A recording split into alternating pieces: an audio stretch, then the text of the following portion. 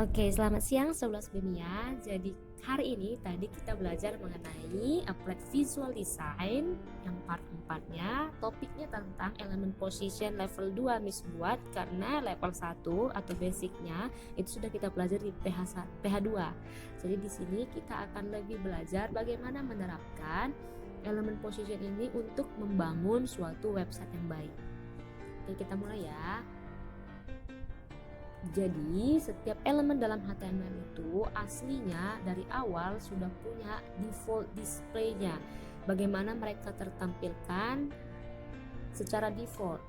Nah, nilainya itu adalah block dan inline. Jadi elemen itu ada yang block dan ada yang inline. Oke. Nah, yang block dan inline ini bedanya apa? Kalau yang block itu selalu dimulai di baris baru. Dan jaraknya, space-nya luas dari blok elemen ini mencakup atau memakan seluruh lebar baris dari ujung kiri sampai ujung kanan. Itulah luasan blok elemen. Contoh-contohnya yang sudah kita pelajari ada div, ada header, footer, dan lain sebagainya. Nah, kalau yang inline element itu adalah elemen yang dia nggak mesti dimulai dari baris baru. Dan ruang atau luas dari inline element ini sesuai dengan apa yang memang dia butuhkan aja. Contohnya kayak hyperlink, output, input, text area, select. Nah, jadi setiap inline element ini bisa sebelah-sebelahan dalam satu baris yang sama. Tapi kalau udah pakai block elemen, dia otomatis masuk ke baris yang baru. Oke, jadi block dan inline element ini adalah tampilan default dari elemen. Nah, tampilan default inilah yang sering disebutkan dengan istilah normal flow dokumen HTML. Jadi kalau nggak diapa-apain, itulah yang disebut dengan normal flow HTML. Oke, jadi kita sebelumnya sudah belajar bagaimana menggunakan position, ya. Jadi kalau mengatur position, kamu harus sertakan juga offset property untuk memberikan perintah seberapa jauh sih elemen itu dari atas, seberapa jauh sih elemen itu dari bawah, kiri, dan kanan. Jadi yang disebut dengan offset property itu adalah top, bottom, left, dan right. Oke, in case suatu saat kamu menggunakan position absolute, itu artinya apa? Kamu menetapkan posisi elemen itu berdasarkan terikat atau terpengaruhi oleh posisi relatif dari elemen parent-nya. Apa yang dimaksud dengan elemen parent?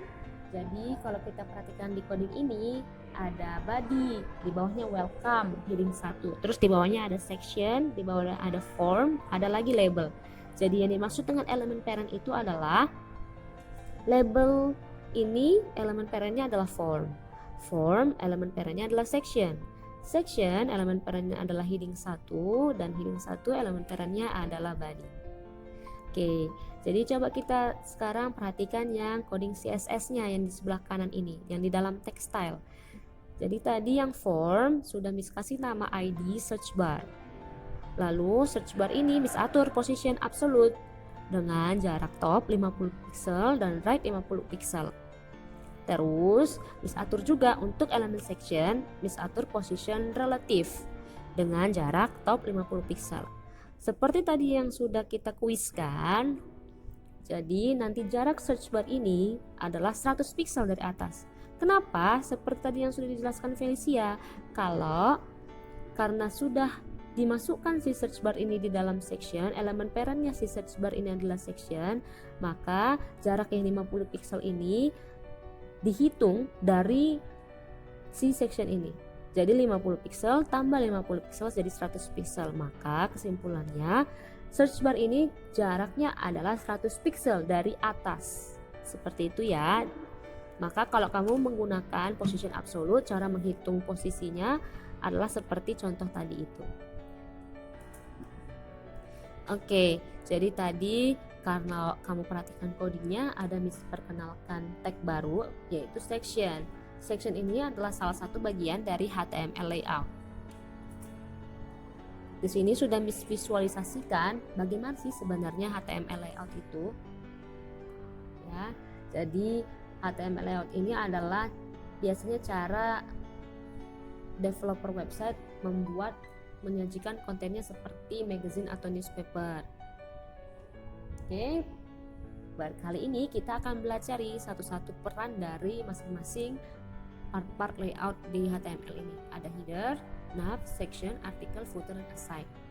Seperti yang sudah dijelaskan tadi, ini adalah gambaran visualisasi secara umum. Jadi kalau kamu mau buat header di atas, ya kamu harus menuliskannya di bagian atas dari dokumen HTML kamu. Atau kalau kamu membuat aside itu berada di sebelah kanan, kamu harus atur position aside-nya emang di sebelah kanan. Nanti kita akan sama-sama pelajari bagaimana cara nge-setting, nge-styling elemen-elemen ini menjadi layout yang seperti ini ya. Oke, di sini sudah definisikan juga masing-masing peran dari layout tersebut. Ada header ini berisikan header dari dokumen HTML-nya.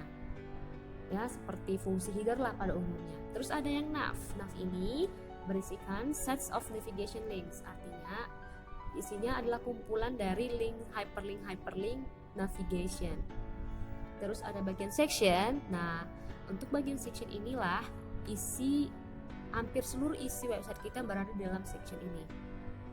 Oke, terus ada details. Ini kayak tambahan informasi aja, dimana kalau kita masukkan ke details ini biasanya tertampilkan diatur supaya bisa ditutup dan dibuka oleh visitornya sendiri. Terus ada elemen artikel. Ini dipakai untuk memasukkan konten yang independen, jadi dia nggak terpengaruh atau nggak terikat, bisa dibuat isinya nggak terikat dengan isi website kita sendiri itu. Tapi ya nggak apa-apa kalau mau mensupport isi dari konten website kita. Terus ada aside. Aside ini biasanya berisi konten yang mau dijadikan sidebar. Jadi kalau kita mau memasukkan konten yang mau dibuat jadi sidebar di sebelah kanan atau kiri HTML, bisa masukkan aja, klasifikasikan ke dalam elemen aside. Kemudian ada elemen footer, ya seperti fungsi footer pada umumnya ya, dan umumnya footer ini berada di bagian paling bawah dari website kita. Lalu ada yang summary, ini berisikan heading-heading dari isi details elemen tadi. Oke. Jadi kalau kita throwback lagi ke coding yang sebelumnya sudah kita pelajari, yang search bar dan section tadi, dari sini kita sudah paham kalau nanti form dari website kita itu akan menjadi bagian masuk ke dalam bagian section website kita. Oke? Nah, tadi kita sudah singgung mengenai navigation bar. Nah, navigation bar ini akan kita pelajari lagi bagaimana cara membuatnya dan bagaimana fungsinya. Jadi apa yang dimaksud dengan navigation bar? Navigation bar ini adalah seperti yang tadi dicontohkan oleh tugasnya si Diana, yaitu bar yang isinya adalah hyperlink menuju bagian-bagian tertentu dari HTML atau website kita. Nah, navigation bar ini kalau kita lihat dari fungsinya itu, maka akan cocok banget kalau berada di posisi yang tetap dan tidak terpengaruh oleh flow dokumen HTML kita. Sehingga kapan aja visitor mau langsung loncat masuk ke bagian lain dari dokumen kita, mereka langsung akses aja navigation barnya, tekan aja tombol di situ, maka nanti langsung merujuk ke bagian yang mereka inginkan tanpa mereka harus repot-repot lagi scroll out atau scroll down mencari-cari di mana sih hyperlink untuk masuk ke bagian ini, nggak perlu lagi repot-repot. Seperti itu fungsi navigation bar. Nah, karena dia emang cocok berada di posisi yang tetap, maka kita memerlukan property position fix ya, seperti yang sudah kita pelajari sebelumnya. Oke, tadi kita sudah pelajari mengenai property position. Ada satu property lagi yang membantu kita mengatur posisi elemen-elemen, yaitu adalah property float. Property float ini fungsinya adalah untuk menggeser elemen ini langsung ke kiri atau ke kanan dari elemen parent, elemen yang kita atur ini. Oke. Jadi kalau kita mau membuat suatu gambar bersebelah-sebelahan satu sama lain, gambar A dan gambar B langsung kiri dan kanan, maka kita pakai property float ini. Karena kalau kita uh, perhatikan lagi, balik lagi ke slide paling awal tadi, kalau setiap elemen itu punya posisi defaultnya. Kalau yang blok elemen kan dia harus masuk ke baris baru. Jadi kita bisa membuat property float ini supaya mereka bisa sebelah-sebelahan tanpa harus mengukur-ukur, ya, mengagak-agak pakai position property berapa ya pixelnya, 5 dari kiri ke kanan ini, supaya mereka nggak bertimpa satu sama lain. Daripada repot-repot mikir gitu, langsung aja pakai property float ini, ya. Dan lagi, property float ini biasanya bisa diikuti atau dipasangkan dengan property width supaya bisa kita atur secara spesifik berapa jarak horizontal yang dibutuhkan elemen yang kita atur float ini. Oke, jadi ini adalah float value, ya. Jadi ada left, right, null, dan inherit. Kalau yang left berarti elemennya emang berada di sebelah kiri dari kontainernya. Atau yang dimaksud dengan kontainer ini adalah seberapa luas, seberapa besar elemen parentnya itulah. Oke, jadi batas akhir dari elemen parentnya itulah disebut dengan kontainer. Nah, terus ada float right di sebelah kanan dari kontainernya. Float none ini yang nggak diatur sama sekali floatnya, jadi dia akan muncul sebagaimana inline text di dalam satu baris. Kemudian ada float inherit, dia mengikuti nilai float dari parent elemennya. Oke, jadi kalau misalnya tadi section dan search bar, kan search bar di dalamnya section. Jadi kalau section itu sebelumnya udah diatur float left, terus kalau yang search barnya kita buat float inherit, maka dia ikut-ikutan, ikut mama bapaknya dia, jadi float left juga, kayak gitu ya. Oke, contoh menggunakan float ini misalnya seperti ini.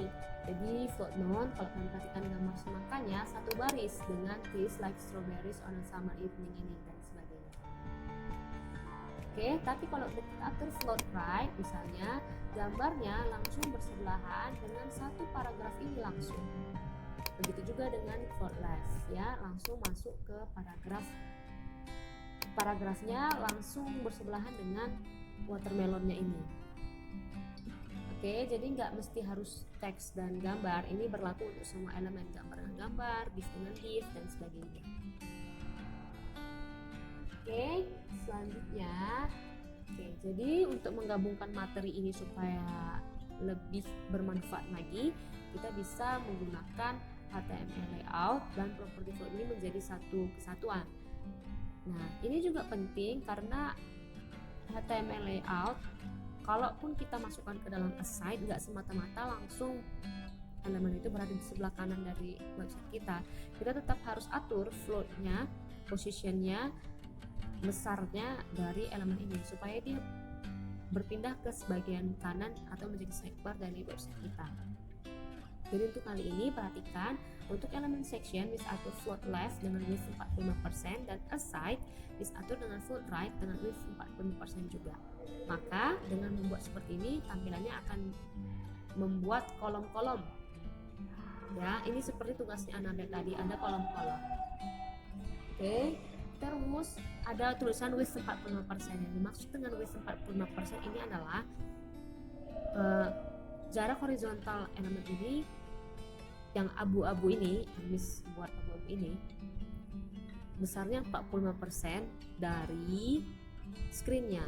Jadi kalau misalnya Miss buat 50%, itu yang di tengah putih itu nggak ada lagi. Ya, jadi dia langsung terbagi dua screennya. Tapi kalau 40% masih tersisa di tengah-tengah. Kalau misalnya 20% berarti yang kecil di sebelah kiri dan kecil di sebelah kanan. Seperti itu ya. Kemudian yang terakhir materi kita ada Z-index property. Tugasnya ini adalah untuk mengatur elemen yang tertimpa-timpa atau bahasa kerennya overlapping elements. Jadi value Z-index property itu adalah angka asli, ya, tidak bisa menggunakan desimal. Jadi dia hanya 1, 2, 3, 4, 5, 6, 7. Dan definisinya, maksud dari value ini adalah semakin tinggi value Z-indexnya, maka elemen itu akan berada di lapisan paling atas dibandingkan dengan elemen yang value Z-indexnya berangka lebih kecil. Ini seperti yang tadi dicoba oleh Bradley.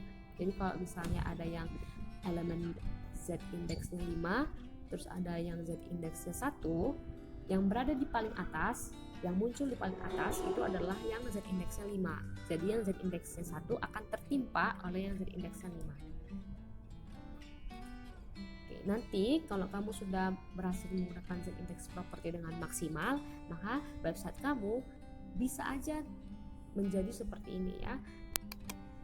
Oke, terus misalnya tadi tugasnya si Anabel, kalau kita perhatikan di sini ada dia menggunakan HTML layout.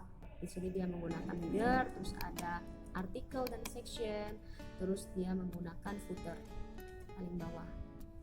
Oke, terus bagaimana dengan yang tugas Diana? Tugas Diana tadi dia pengen menjelaskan mengenai navigation bar, yaitu tombol yang seperti ini. Nah, cara buatnya, jadi home, member, dan achievement ini dimasukkan ke dalam elemen nav. Oke. Kemudian home, member, achievement ini juga merupakan bagian dari unordered list. Ya, kenapa unordered list? Supaya nggak ada nomor-nomornya. Jadi masukkan nav UL. Ini di CSS ya. Terus supaya masing-masingnya ini kan kalau pakai UL dan OL harus dimasukkan lagi list-listnya kan, maka dikasihlah nav, ul, dan li. Ini untuk mengatur setiap list-list ini, setiap home, setiap member, dan setiap achievement ini. Terus ada nav, ul, li, dan a. A ini adalah hyperlink. Jadi kan home, member, dan achievement ini adalah hyperlink kan, supaya dia bisa masuk ke bagian lain dari dokumen HTML kita. Maka yang diatur di sini adalah teks tulisan dari home, member, dan achievement. Oke, jadi kalau kalian perhatikan di sini dia menggunakan float left. Supaya apa? Supaya home, member, dan achievement ini bisa sebelah-sebelahan, bisa mepet gitu ya. Terus dia juga menggunakan width 100%, berarti dia langsung memaksimalkan ujung kiri dan ujung kanan dari screen-nya. Terus apalagi yang lain? Oke, ada juga dia menggunakan display none. Ini berarti nggak diatur dia tampilan displaynya. Nanti kita akan belajar lagi properti display. Oke, terus untuk membahas ke materi yang pernah ada juga ada hover. Jadi dia menggunakan display block. Jadi dia akan muncul seperti blok-blok ini.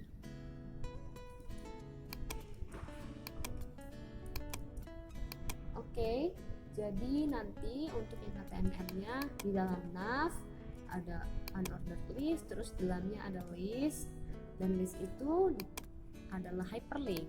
Itu maksudnya ya. Terus di dalam member ini kan ada tombol-tombol lainnya, langsung dimasukkan aja sebagai list. Seperti ini.